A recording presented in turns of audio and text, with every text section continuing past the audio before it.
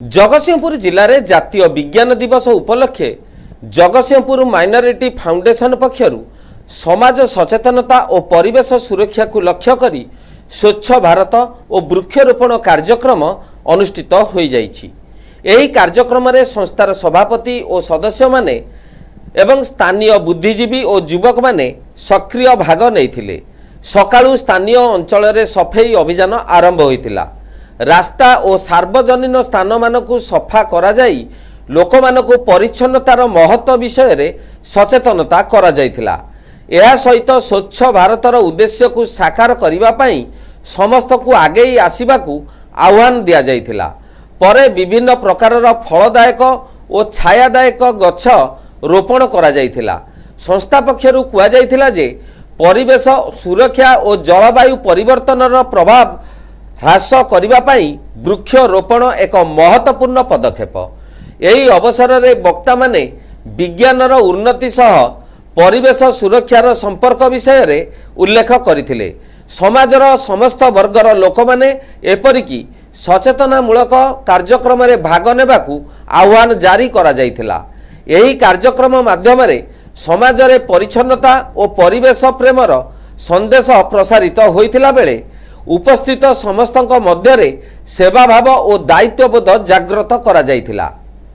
आज national science day अच्छी से आम गोटे सब आम जगतसिंह माइनॉरिटी फाउंडेशन तरफ माने आम गछ लगेबा किंबा क्या गोटे साहाय्य करवा कि कौन लोक कार ब्लड दरकार हो ब्लड भी साहाय्य कराऊँगी। तापर आम आज जो पाठ पढ़िलु से आज आम छोट गोटे कम कलु बहुत खुशी लगे जहाँकि आज ये आम गछ लगेलु। ये दीदी मैंने भी सब हमको हेल्प कले हमारे प्रधान शिक्षक भी हमको बहुत हेल्प कले। बहुत खुशी लगे जहाँ कि जो पाठ पढ़ु से गोटे छोटिया कम गोटे कर निहाती भावे आज हूँ नेशनल साइंस डे मो गर्व एवं सौभाग्यर विषय जहाँकि आम आज जो फाउंडेशन अच्छी जगतसिंहपुर माइनॉरिटी फाउंडेशन ता अनुकूल आम विद्यालय जो वृक्षरोपण कार्यक्रम हो निहाती भावे गोटे स्वागत योग्य पदक्षेप एवं सबुज भारत सबुज ग्रह जहाँकि आम पृथ्वी ग्रह सबुज ग्रहर पथे आम अच्छे समस्ते यहाँ सृष्टिर पथे जो एक नूतन सोपान ग्रहण करा जायछि निहाती भावे स्वागत योग्य पदक्षेप। मु गोटे से छोट पिंपुड़ी जहाँकि पृथ्वीर सबुज ग्रह सृष्टि रे आपण मानकर जो पदक्षेप आपण ग्रहण करिसेंती मु पिंपुड़ी रे छोट छोट मिठा दाना सदृश गछ वृक्षरोपण आपण साथे करिकी मो पृथ्वी को मु सुंदर करबा दिगरे रहिबे। प्रथम समस्त को अभिनंदन।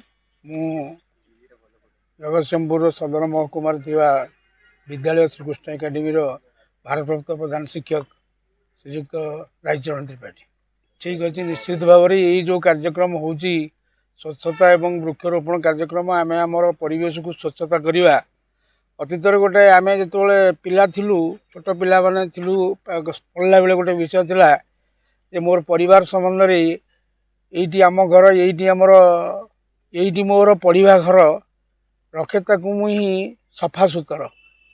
तेणु जदि आम पृथ्वी रे आम भारत वर्ष को आम पढ़ा घर बोली भाविबा ताले निश्चित भाव में आम तार सफा सुतर रखा एवं तार प्रतिदान बा प्रतिफलन आगामी दिन में निश्चित भाव में समस्त लोक मैंने अनुभव करेंगे। तेणु आम निश्चित भाव में आमर स्वच्छतार जो पक्ष सरकार द्वारा हो भारत सरकार द्वारा से आम समस्ते सचेतन हवा दरकार एवं यही भारत को बा आम अंचल को आम आमर पढ़ाघर बोली भाविबा जदि यह भावु निश्चित भाव में आम को सफा सुतरा रखा एवं यार स्वच्छता करवा एवं आमर भविष्य वंशधर मानी आमर यही भारतवर्ष रूपक पृथ्वी यही भारतवर्ष रूपक पढ़ाघर को रखिपर।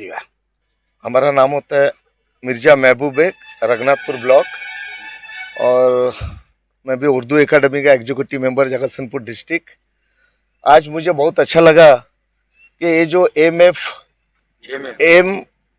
JMF जो जगतसिंहपुर माइनॉरिटी फाउंडेशन जो है इसको हमेशा हम लोग देखते थे, मोबाइल से देखते थे और वायरल हो रहा था। बड़ा अच्छा लगा, पेपर में भी देख रहे थे कि इन लोग का जो काम करने का तरीका इतना अच्छा लगा क्या बताएं। ये 5 साल के अंदर में ये 20 साल का रिकॉर्ड तोड़े भी, क्योंकि इन लोग के नज़र में ना कोई हिंदू ना कोई मुस्लिम, सब इनके नज़र में समान है। और जिसका भी जो सुविधा होता है, चाहे किसको ब्लड जरूरत हो या कोई अल्लाह न करे किसी का एक्सीडेंट हो या किसी का कोई परेशानी हाल हो, पहले इन लोग जाके पहले वहाँ खड़े होते हैं। और इन लोग का किसी का शादी का ब्याह हो या कोई भी गरीबी कोई भी तकलीफ हो, इन लोग पहले जाके खड़े होते हैं। तो यही सब हम लोग का हमेशा देखे। इन लोग का बाहर में ही बहुत पॉपुलरिटी है, सऊदी हो दुबई हो, इन्हीं कंट्री से भी लोगों हम लोग के यहाँ बोलते हैं महबूब भाई ये कौन है। मैं कहा देखिए हम लोग के जगत सिंहपुर के बच्चे लोग इसको निकाले हैं और बहुत जल्दी रेस और बहुत जल्दी इम्प्रूव भी किया है। आप लोग इसमें हाथ बढ़ाइए, बहुत अच्छा काम है ये। और आज उन्होंने फ़ोन किए, जो हमारे मोती बाबू यहाँ के प्रेसिडेंट हैं, वाइस प्रेसिडेंट हैं, उन्होंने फ़ोन किए। मैं कहा जितना बड़ा काम रहा, मैं भुवनेश्वर से भाग के यानी रोज इसके बाद सुबह का नमाज पढ़ के मैं भाग के आया हूँ। अब आज जगतसिंहपुर प्रशांत मल्लिक रिपोर्ट, NTV।